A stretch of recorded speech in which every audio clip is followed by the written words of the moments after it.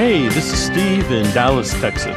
It's Saturday morning, my friends, and you are listening to Light Talk. Hi, this is Ellen from the magical tropical paradise of St. Bart's, and today we're discussing all you have are follow spots, what assistants talk about, why we don't build scenery over the summer, and the 2024 Oscars. All on Light Talk. And this is David coming to you from the beautiful Belmont Shore neighborhood of Long Beach, California. And if you don't already know, you are listening to Light Talk, and we are the Lumen Brothers. And sister. That's right, Ellen. Welcome to episode 363, moving into our second cycle. Hey, wait a second. You know what's going to happen in 2 weeks? What? We'll be there. Yes, we'll be there, but we will be celebrating our 7th anniversary in 2 weeks. Well, there you go. So we need to come up with something for the anniversary show, because we got to start off the 8th season of Light Talk with a bang. So we need to figure this one out. So we'll come up with something, I'm sure. What was the actual date of the first ever one? It would be 7 years back from whenever we do 364 or 365. Maybe it's next week. Because is it like the end, or is it the beginning of the season that you celebrate? It's 364, because if you divide 364 by 52, you get 7. Right.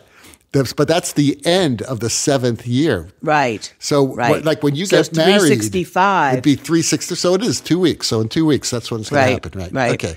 Right. Is it the same in Australia? I mean, it's different between here and Australia. Yes, but the water goes down the drain in the opposite direction. So we're going to do a light talk, and we're going to talk backwards. We'll play it all backwards. We can watch our marriages go down the drain backwards. That means you get back to your first wife. Yes. You know, speaking of which, I have a lot of free time on my hands. Now that I'm no longer teaching, right? I'm retired from teaching. I'm doing some shows coming up, okay? But, you know, this summer, and I'm not doing Central City anymore. So I need to think about something to do this summer, because I don't do summer theater anymore. So I came up, you know what I'm going to do? I'm going to read. I'm going to read some books, because I need to read more books. And I'm into the self-help sort of thing. You know, everybody has these self-help books out now. And there are 3 books that I found that I'm going to read this summer. One is How to Change Without Doing Anything. Sleeping with Your Attorney, Objectionable. And Weekend Rock and Roll Warriors, How to Make the Same Money at 68 that you did at 15, and certainly not adjusted for inflation. I'm going to send you a copy of my new book. What's that? It says How to Refrain from Buying an $80,000 car. No, that's for Stan. He just bought it. I'm reading a good self-help book right now. What's that? A turd is still a turd. I mean, it's opening up all kinds of different ways of thinking about what's important and what's not important. I was lighting a show once, and somebody came up to me and says, it doesn't matter how you light the show. It doesn't matter how you dress the actors. It doesn't matter how anything you put up there. If the script is a turd, it will always be a turd. Right. It's just a well-lit turd. So there you go. Anyway, let's get started. Ellen has our first question of the day. I do. Cindy from Cincinnati wants to know if you can light a show entirely with follow spots. Of course. So that's up to you guys. Would you? Could you? And why wouldn't you? Yeah, why not? I mean, it happens many times. Unfortunately, sometimes it happens without you intending it to happen. And the one famous example is what Chipmunk did for Woodstock. He had a whole lighting rig with trusses and stuff like that ready to go. And they realized when they were building the stage that there was no way that they could safely hang these trusses.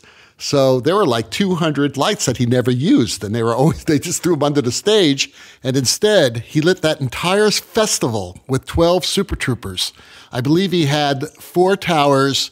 The 2 out front had 4 each, and the 2 on the sides had 4, 8, 2 each, I guess, on the sides for side light.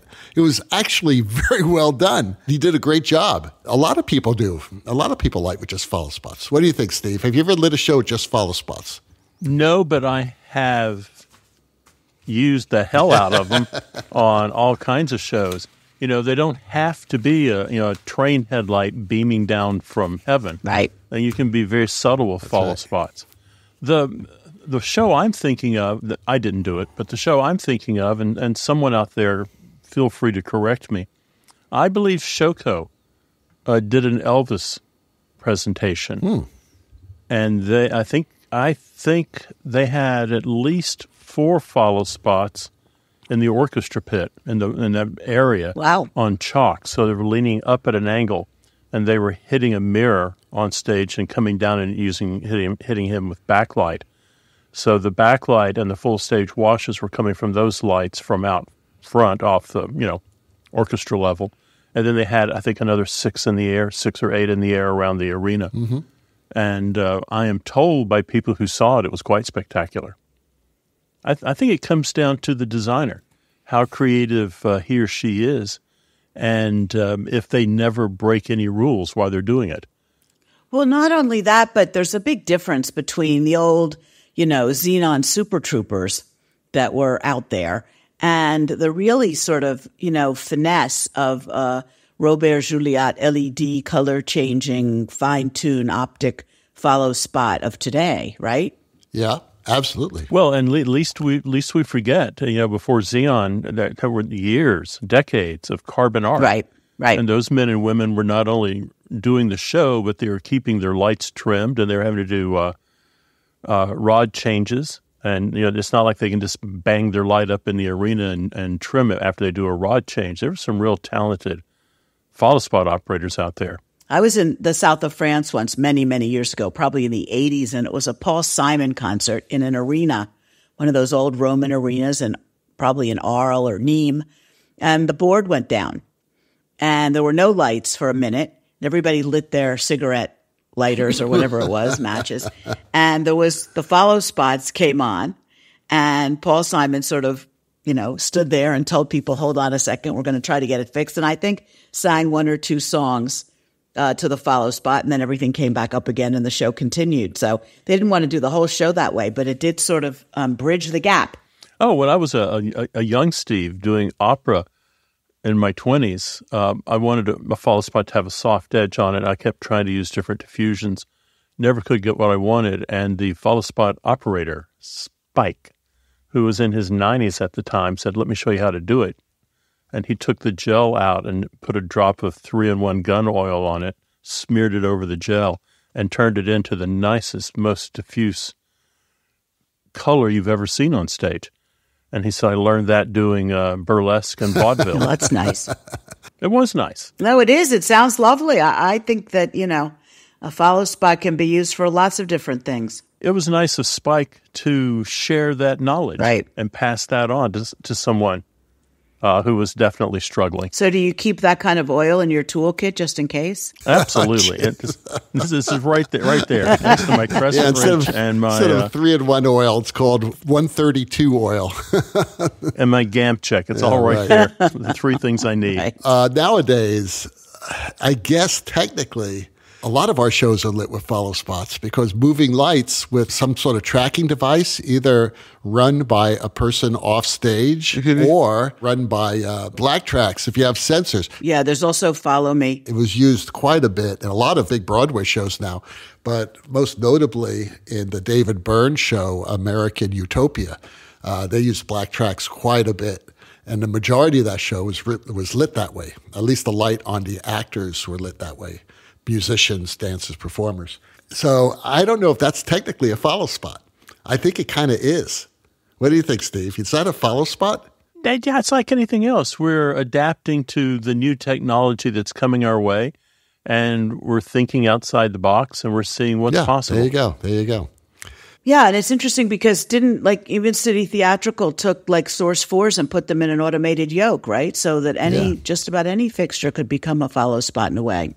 Yeah, but those weren't as clean and smooth. I mean, that was early on. That was 20, 30 years ago when they started doing that. And you saw them a lot out in the front of house on proscenium trusses, which was great. The thing about the moving light and the follow spot, the moving lights, the first thing they did that was really hard with a follow spot was to use a gobo, to use texture in it. So all of a sudden, follow spots by way of moving lights became this atmospheric thing on stage.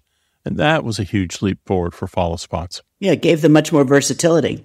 Tom from Albuquerque asks, when I am hired as an assistant, I feel like it's my job to help the designer any way I can.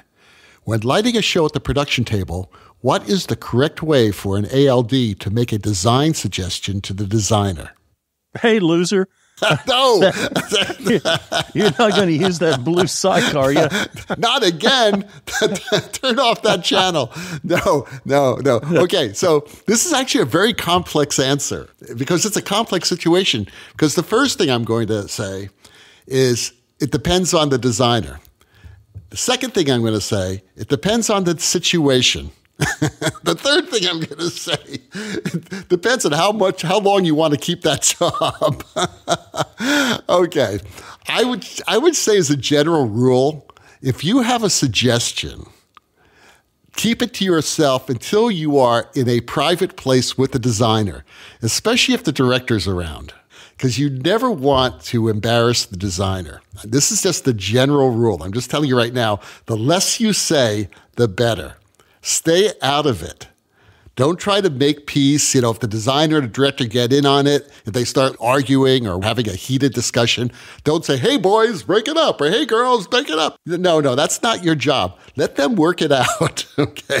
And if the designer is struggling and you see something that could solve the problem, this is when it gets really tricky because I kind of appreciate it personally when an assistant sends me a little message. They could write it down and say, I think the problem is with channel 23 or something like that. That's the one that's hitting that border. Very subtly tell the designer which one it is.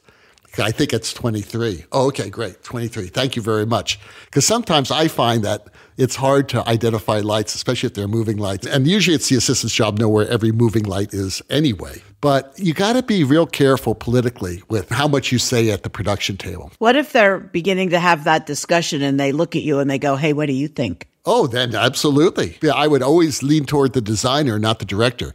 Because remember, eventually you want to become a designer. And that director's never going to hire you because you were on his side. Oh, you mean if they have a difference of opinion?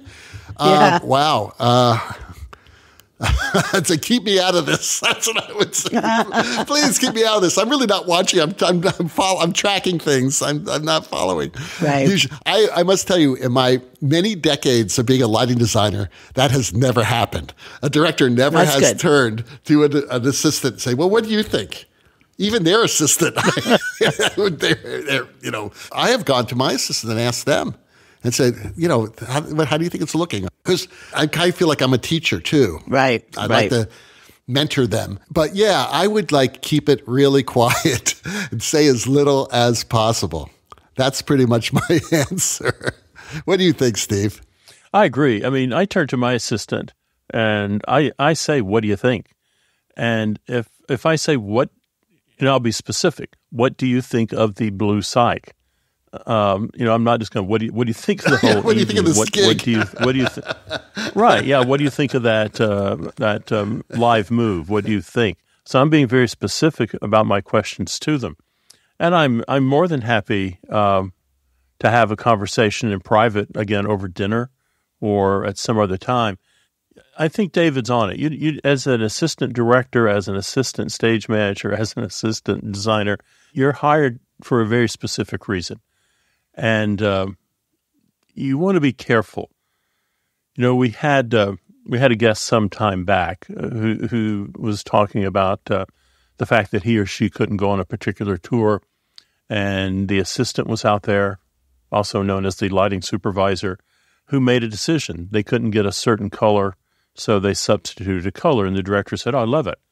Well, what the director meant was, I love it for tonight because we can't get the color the designer wants. What the assistant heard was, you're so much better than the designer. Why didn't we hire you to start with? I love everything you're doing.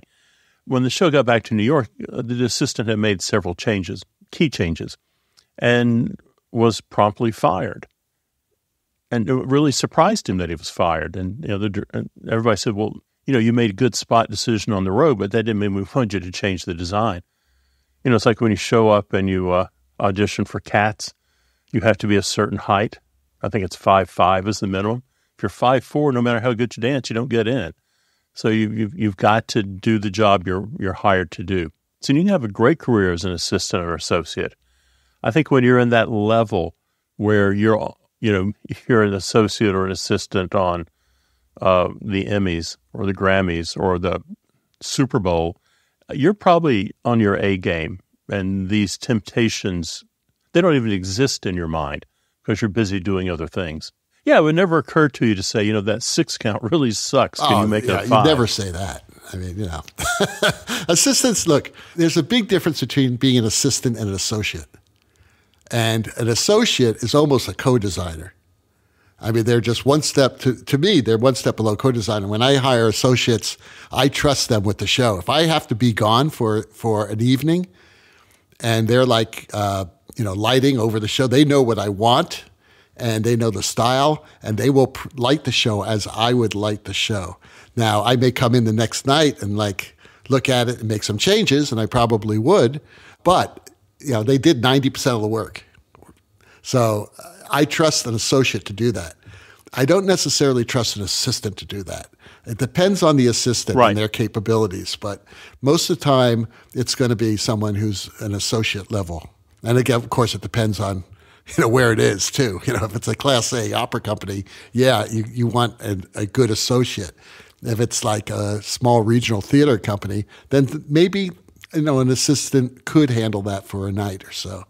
But then again, they're going to be overworked if you do that, because then who's going to be their assistant?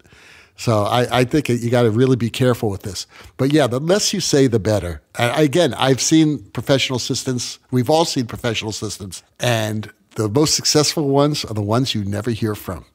You are listening to Light Talk with the Lumen Brothers and Sister. And today's Light Talk is sponsored by... It's an educational moment from No More 10 out of 12s. The three of us have spent our lives working in the industry, and I'm sure we feel we know all the common terms of some of the most simple tasks or items used in technical theater. But do we know these terms when we expand that idea around the world? So, of course, we know terms like dimmer beach or bounce or focus or smidgen. We all know that. So what I've created here is a Stagehand Pop Quiz of the 10 most common stagehand terms used around the world. For example, if I said, the carpenter needs a yo-yo, what does he or she need? And also, a yo-yo is known as a slipstick. And the correct answer would be tape measure. Everyone knows that. If you go off into Home Depot and say, I need a yo-yo, there'll be 15 Home Depot employees just running at you with tape measures in their hand. Not where I live. So they'll all come from the break room and go, what do you want? That's right. Charlie's not here today. Come back Tuesday. Decent appliances. That's funny. All right. So here we go. Number 10. What is an adjustable ball peen hammer? You wear it on your belt, right? You wear it on you always got one in your back pocket on a chain. You're adjusting it. Yep. So I'm going to have to call HR up on that answer. Okay, there's only one thing I know that you adjust, and that's a crescent wrench. Is that correct? There you go. Yeah, that's it. There's always a key phrase, and the key phrase there, David picked up on it, was adjustable. Right. Okay. This one's harder. In every carpenter's toolbox, you will find a wazzer or a zimmer. What might that be? Think about the sound it makes. A wazzer or a zimmer. And it's a carpenter. Ellen, you want to take a guess there? Some kind of a drill. Whoa. Oh, ding, ding, ding. It's a battery-powered screw gun. No, there you go. It. Oh, my God. And I think that's our Aussie friends call them I thought wazzers. that's something that happens in the bathroom, a wazzer or a zimmer. But no, It could. It's a drill. Could. It's a drill. Okay. All right, number 8. When a loader asks for the master key, what does he or she want? Access to the bathroom. They definitely want loaders. Have you ever met a loader? Access to something. Okay, loaders are usually Teamsters, right? And they usually drink a lot. Okay, not alcohol. There's a lot of fluid going in and out of these guys. They need access to the bathroom. So they need the master key if the damn bathroom is locked. I don't think that's the right answer. What if the bathroom has a padlock on it? They need bolt cutters. There you go. There you go. It's 7 a.m. There's 15 trucks sitting out there, and someone's still at the hotel asleep. I like this. I want the master key. This is fun. Now, this is one of my favorite, and I've actually heard this one before. When a TD calls for Mr. Fix-It, what does he want? Mr. Fix-It. You know, you have to think about the TD being cynical at times. Oh, Mr. Fix-It. That's Mike from Breaking Bad. All right. So Mr. Fix-It is a 16-pound sledgehammer. Oh, okay. Mr. Fix-It takes care of everything. All right, 2 easy ones. What is a geek tool? I actually know that one. That one is a Leatherman tool. There you go. Oh, Leatherman. There you go. What's a Leatherman? You know, it's one of those things that has a million parts to it, sort of like the techie version of the Swiss Army knife. Oh, I thought you were talking about what I do on Thursday nights. And if you supersize that, you've got a Swiss Army knife, a Leatherman, and there's something else. There's another multi-tool out there. You got it all hanging off your tool belt. Okay, this one's a tricky one. It's a tricky one. Number 5, where is the rigger going when he or she says, I'm heading to the beach? Dimmer Beach? A rigger. Where is a rigger the beach going? This is easy. What is the beach made of? Come on, you walk in it. It's powdery. Yeah, it's sand. Right. Yeah. So what do riggers use? Sand. You don't want something to fall over, so you put a sandbag. That's way back in the beginning of the 19th century, or they're heading to sandbag storage because Who they're uses working in a hemp sandbags? house. Actually, All right. You know what? I'm not looking gonna for say something that really now. cute to put sand in because we get water under the door when it rains really hard here. And we were in a hotel the other night, and they had these really cute little embroidered sort of burlap bags with the name of the hotel on it, sandbags, and they were all lined up in case they needed to put them up against the door. So that's a useful thing to have. You could just feed your cat a lot more and make it fat. Just stuff it in the door there. We have 5 of them, but we'd have to line them up and get them to not move. Okay, keeping with the rigger, why would a rigger need a rope wrench? Rigger or stagehand?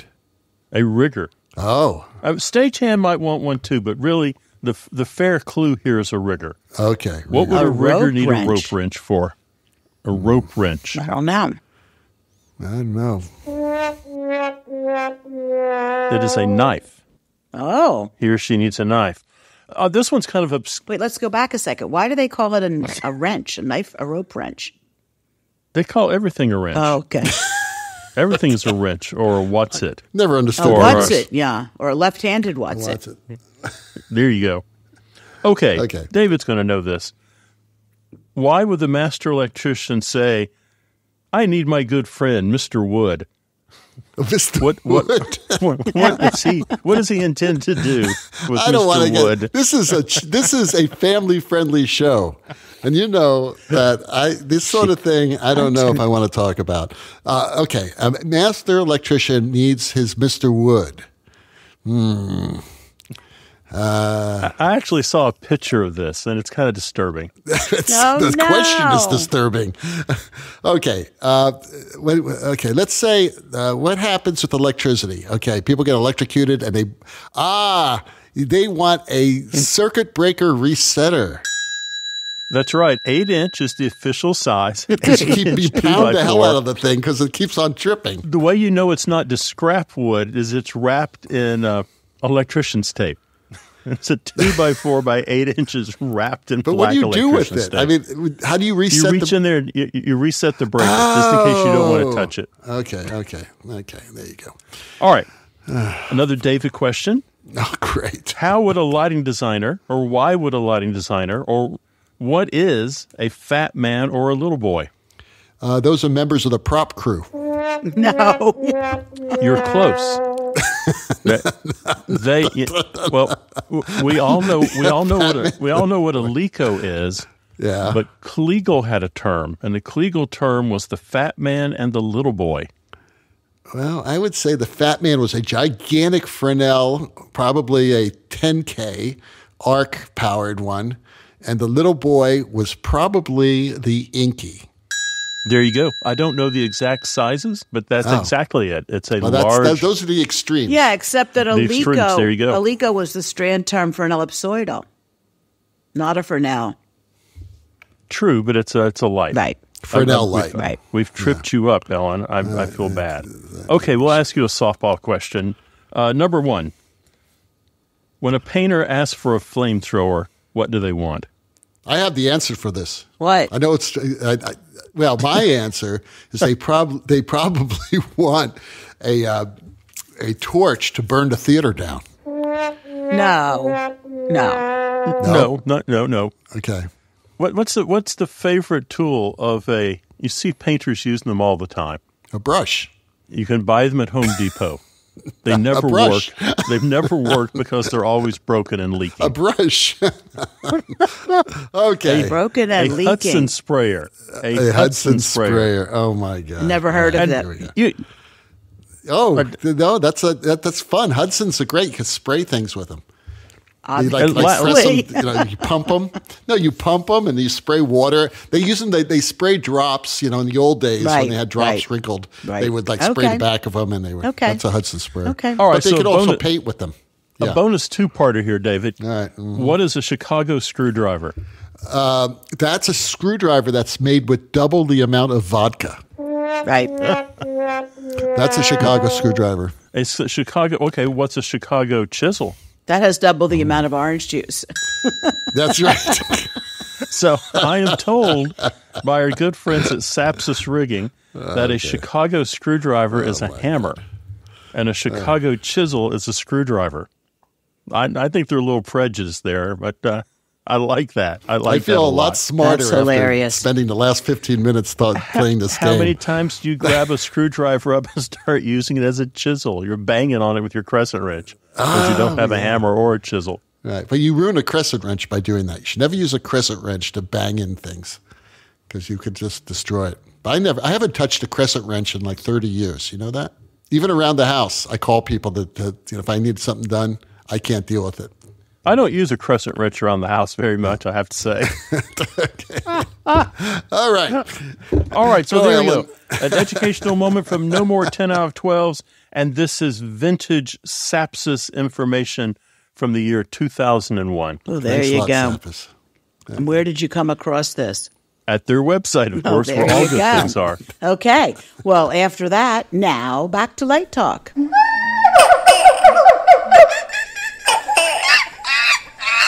Well, the sounds of those crazy monkeys, ducks, and iguanas bouncing around Light Talk Central means that it's time for Let's Talk About. And today's Let's Talk About is all about the 2024 Academy Awards show. Yes, the 96th ones. Yeah, and this year was different. Did you two feel that there was a totally different way of approaching this show from the past shows? In the Hebrew faith, we have the question, what makes this award show different from any other award show? You say that a lot, huh? Yeah, yes, really. We say that a lot every year, right around this time in the Academy Award show. And I thought it was very interesting. I mean, it seemed a lot more intimate in both presentation and also in just the way they set the whole thing up. What did you think? I'm a sucker. I thought it was incredibly clean and well lit and well staged, and the timing was good. But it was so clean, and I thought that was great. Yeah. Lori asked me a question, and it was she's getting really good at this. She's learning a lot by hanging out with me. Give her the quiz. And us. I give her this quiz, but she goes, "Why do they all have eyeshadow on? What's with the eyeshadow?" And I explained to her about the angle of light that they're using to make these actors look good. And if you notice it, a lot of those back shots, you saw that. What's the magic angle? It was like 26 degrees. Didn't someone tell us this on the 22. show? Yeah, it's somewhere 22, I think. 22. Yeah, right. So, Ellen's 22. Right.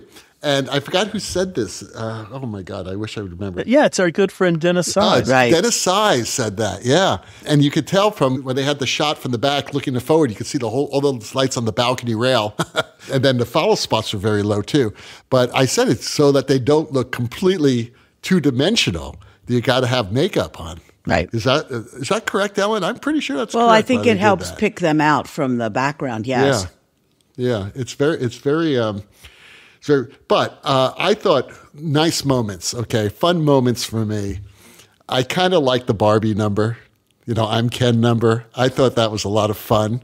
And it was, again, they went right down into the audience. I mean, the audience was like 10 feet away. It was crazy, with the steps and all that. It was really nice. It felt really intimate for such a huge show or such a huge arena. It still felt intimate and personable. I thought the In Memoriam section was beautiful. Beautifully lit, actually. Both cued. There was dancers. There's a dance troupe doing a interpretive dance during this. And they had those beautiful singers, and I believe they had a quartet playing. And I thought that was very, very well done. Well, they also had, Andrea Bocelli and his son singing. Yes, that's who was singing. Thank you so much. I did remember that now you mention it. And also, I kind of liked the way they presented the nominees for, I believe it was Best Supporting Actor and Best Supporting Actress, or maybe and it was Best actor Actor, and Best actress. Actress. Yes, there was. Yes, when they had the 5 people out and they would talk about the person. I thought that was really nice. That was different. I'd never seen that done before. And I kind of liked it because, again, it was very personable, very human. And I thought that was quite beautiful. What do you guys think? Well, there was a little bit of controversy about the In Memoriam part because they left some people out, apparently. On television, it was very hard to read the names. Yes. The screen was very big, but it was very, very hard to read the names. And I think that, if it's going to supposedly be a very sort of serious number, it should be serious. I'm not sure. I thought the tenors were okay. I was not in love with the interpretive dance. We didn't need the dances. No. I would have done without that. I agree. Another thing that's interesting, if you want to look it up and put the pictures side by side, the Ken number is a tribute to or a takeoff of Diamonds Are a Girl's Best Friend from Gentlemen Prefer Blonde, course. where the dancers were dressed exactly the same way in the black suits with the red tie. And I thought it was a good moment. I thought it was sort of Ryan Gosling's best moment. It's kind of sad that Barbie really only won one thing, which was the Billie Eilish song, I think. Yeah. And she I have my own opinion about that. Right, but Well, I think the sad thing about the Barbie movie is that they've only taken in $1.5 billion, and it's Right. still a cash cow. yes, they one-upped So everyone, one-upped everyone at the box office. So, Oppenheimer is a very serious film, and not everybody really wants to watch a film like that. Right. Poor Things did very well. So, I thought it was interesting. There's also a lot going on there. This is the second year that the set was designed by 2 women. Mm-hmm. For a couple of years, they had sort of turned to Broadway designers such as Derek McLean, who I thought did a beautiful job. And there was a lot of like Swarovski crystal and stuff involved. The last 2 years, it seems to have moved a little bit away from that. And it's 2 women called Misty Buckley and Alana Billingsley, who I thought did a great job this year. I thought it was really beautiful. And there's a lot of projection going on. And there's a company called Sonova, a man by the name of David Taylor, who sort of coordinates a lot of that projection stuff. And they do a great job. Who are the lighting designers this year? Well, the credit goes to Bob Dickinson and Noah Mitz, who have done it forever. Must be Bob's, 25th, 35th, who knows how many years. I thought that the way the projections were integrated into the set was really beautiful. Yeah, again, the set design was great. Yeah. Because it was taking this huge show and making it very, very intimate. I just loved it. So what do you guys think? Does De Niro have another Oscar nomination in him? Oh, yeah. Yeah. He's been nominated 9 times. Right. Oh, yeah. De Niro's a monster, He's like incredible. And so's Pacino. And when the 2 of them were on stage, I just loved it. Well, Al Pacino kind of fluffed it. He forgot to read the nominees and just read he just said, "Oh, I see the winner's Oppenheimer." Okay. I saw a follow-up on that, and I don't know if it was meant to be satirical, but he defends himself, and he says, "I did not make a mistake. That was the producer's idea because we've heard those same movie names all night long." Right. And they asked him just to name the winner. And there were 10 of them. So it was weird when it happened. It was weird. It was sort of like letting the balloon, looked like a mistake. Like the air out of a balloon. It was odd. But I do think the designers do a great job. And, they never know what's coming and they don't know what the women are going to be wearing. And some of they do a rehearsal, but some of those dresses, oh my goodness. Can we talk about these dresses for a second? Well, we can. I'm sorry. They're the most ridiculous things I've ever seen in my life. There was this one dress that Lori showed me that I didn't see on the show, but it was basically this white, I don't know, it looked like a piece of cardboard in front of her breasts, and you could see her breasts behind it. And I don't know who wore that. Maybe it was, some second-rate actor who never got on stage. She was beautiful. The dress was ugly. And then the ladies who came out with those big floof things, they looked like giant pillows. I mean, why do people do this? I think that Divine, who won for Best Supporting Actress, could wear whatever she wants. She's had an incredible road to where she is today. And I think as a winner, it's more appropriate than the presenters. I don't know. I've always said if it were me, I'd wear a black tuxedo and that would be the end of it, and flat shoes. I don't want to trip up those stairs, and I would be really as restrained as possible. But I think, there were some beautiful jewels this year that someone was wearing huge emerald earrings and a couple of really gorgeous necklaces. And, I think the security guards wait for them to get off stage. Just take it back. Take them, right? Take it back. Well, a lot of them, the dresses. Into the vault. Well, I think some of those dresses and some of the jewels are all loaned, for the television exposure. Yeah, of course they are. Yeah, they are all loaned. Right. This is a big moment for these fashion designers. Right. Oh, I'm wearing a dress by Right. over there. Right. And how about, who is it whose dress is falling apart, the back of her dress? So she won for Best Actress. Emma Stone. Yeah, right. She said, "Don't look at the back of my dress." Unfortunately. I'm saying, this fashion designer is killing themselves right now. But they fixed it. They were able to very quickly fix it, and she went off to the party in the same dress, and it looked great. Oh, okay. Well, there you go. That dress actually did look great. Yes, it was beautiful. It was just falling apart. Yeah, it was beautiful. Did you guys notice the value of the goodie bags that were given out? Oh, this is a thing every year. What was the value this year? $7,000, $8,000. Oh, David. The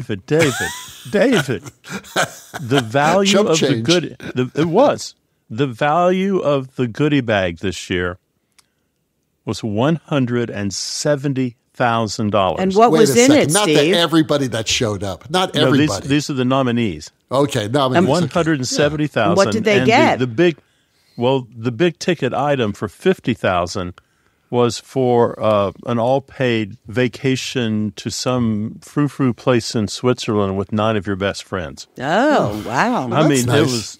it was just amazing. They had it all laid on a table, and a guy goes, "This is like my God, that's you crazy. get some spearmint gum, and you're kind of going, okay, and then it's like, and you get this, and it's only $15,000, and of course this is $50,000. So it was amazing. So are you hinting, Steve, that for the next Light Talk Live at LDI 2024, we have to up the swag? Well, I think we have a goodie bag for the panel.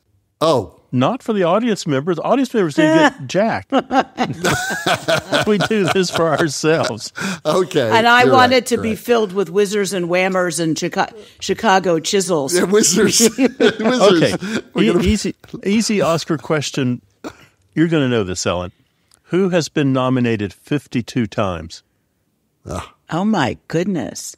I do not know. Meryl Streep. Yeah, that's good question. Good Holding the record at 52 nominations is John Williams, the composer. Oh. Wow. Of course. Of course. There you go. I was feeling bad for Robert De Niro, and I looked at John Williams. He hasn't won 52 Academy Awards. He's won a number, but not 52. So congratulations to Noah Mintz and Bob Dickinson for doing such a fabulous job on the Oscars this year. I actually met Bob Dickinson years ago. Very nice man. He is, and he's a wonderful, wonderful lighting designer. Oh, well, yeah. I mean, come on. You don't get hired every year to do the Oscars if you're like a hack. And this man is not a hack, and neither is Noah. The great designers. Good work, gentlemen. All right. Steve has the last question of the day. Okay. It's Roger in Mississippi. And Roger writes, I'm stumped. No matter how hard I try, I cannot get our theater department to start designing the fall shows just after spring break, so we could build at least one show over the summer. Any suggestions?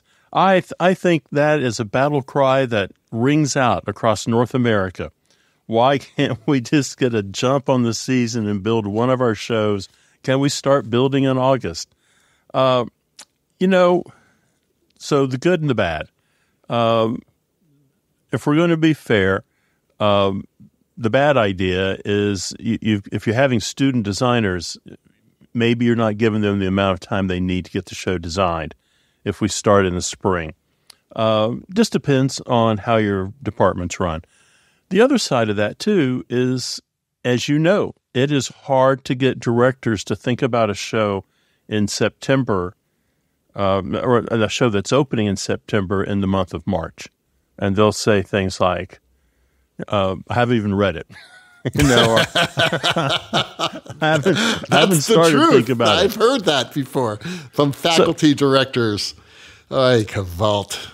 I'm telling you. I know, man. Yeah, maybe you make an argument that you can save money on the budget because it's getting doubling by price. It doesn't matter. I've heard them all. And this has been a battle that I've witnessed at 3 institutions over 35 years of teaching. It's always the same thing. Because the crew in the shop, they want to be able to build over the summer. They're there all summer. They're not going to be rushed. It'll be great. They can get rid of the first show, sometimes even the second show. Well, yes, if this was a professional organization, absolutely.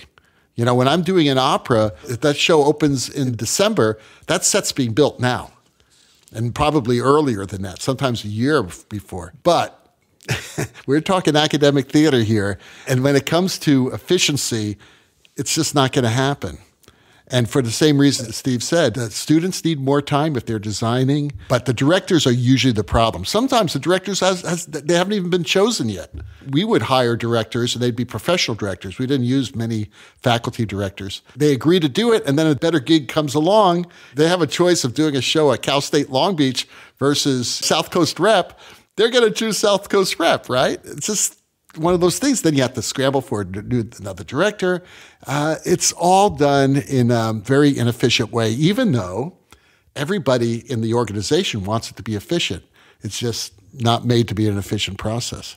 And I've worked with some great people, great staff people, great production directors, great chairs, and artistic directors in these academic theaters. And it's just beyond their control. Right. So, sorry, Roger. Sorry. That's it. All right. Well, that's about it for today's show, unless you all have anything more to say.